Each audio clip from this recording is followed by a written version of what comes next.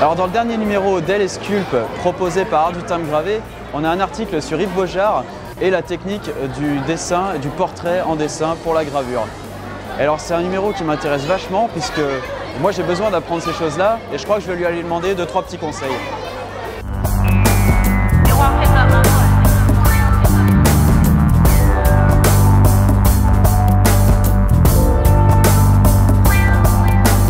Bonjour à tous, alors aujourd'hui sur le Salon du Timbre, j'ai la chance d'être en présence d'Yves Beaujard, graveur de timbres.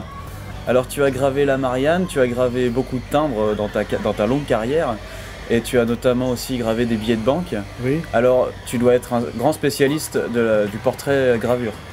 Effectivement, je suis vraiment spécialisé dans les portraits, parce que j'ai appris cette technique-là aux États-Unis dans un milieu qui faisait des billets de banque, des actions bancaires. Et c'est vraiment la façon la plus traditionnelle de graver les portraits. Et tu avais un maître? Et là, alors, vraiment, j'avais un maître. Pour t'apprendre. J'avais la chance d'avoir un personnage qui avait presque plus de 70 ans et qui était resté juste là pour me montrer comment il fallait faire. C'est une chance inouïe. Comment est-ce qu'il s'appelait? Il s'appelait Bill Banenfield. Bill Banenfield. Croisé américain, canadien, anglais. D'accord. Il était un personnage charmant. Plutôt anglophone alors. Et qui connaissait très bien la technique. Bien que lui-même n'était pas un graveur excellent. Il était plutôt dessinateur. Non, même pas. Il était aussi un graveur. technicien. Technicien, d'accord. Surtout un technicien.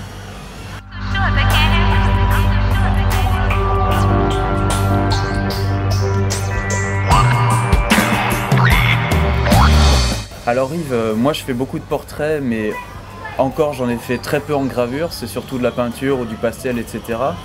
On a prévu de se voir ensemble à Périgueux pour que tu me montres un petit peu comment toi tu fais des portraits. Est-ce que tu aurais 2-3 conseils à me donner là avant qu'on se voit?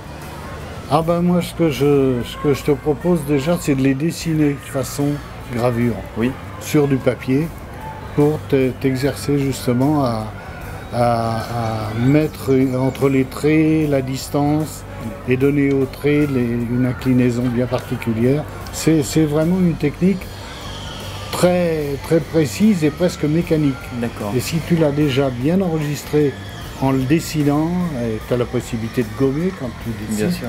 Donc ça pourrait être un bon point de départ. Donc plutôt, si on gomme, plutôt des dessins au crayon. Voilà, on pour essaye pouvoir gommer, voilà. dire bon maintenant les traits vont pas. Et parce qu'après, tu vas avoir à graver, et autant graver sur des traits qui sont au bon endroit. Exactement. Donc plutôt crayon que l'encre de Chine. Ah déjà. Oui, ah oui, oui. Voilà. Oui, oui. D'accord.